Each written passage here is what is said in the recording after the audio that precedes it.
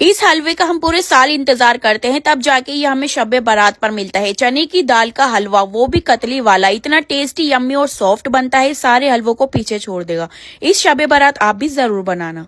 आधा किलो चने की दाल 2 घंटे पानी में भिगो देंगे, जिससे ये ऐसी फूल जाएगी। 1 गिलास दूध डालकर कुकर के लिड लगा देंगे। 1 से 2 सीटी में आपकी दाल सॉफ्ट हो जाएगी।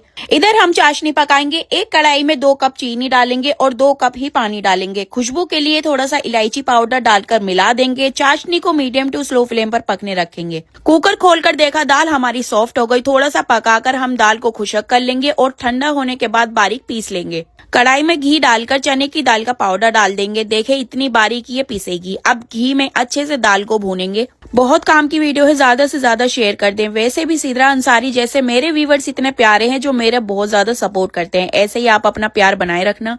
चाशनी भी देखें कितनी गाढ़ी हो गई। पक पक के एक तार की चाशनी होनी चाहिए, ऐसी खिंची खिंची।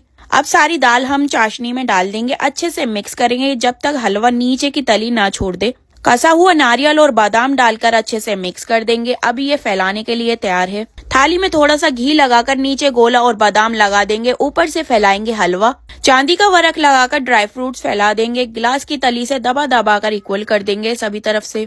अब इसे रेस्ट के लिए रख देंगे। 1 घंटे बाद हम इसमें कट्स लगाएंगे, जैसे बर्फी काटते हैं बिल्कुल वैसे ही। आप अपनी कोई भी शेप दे सकते हैं। अब आप हलवा 4 से 5 घंटे के लिए रख दे। ओवरनाइट के लिए रखेंगे तो बहुत बढ़िया है।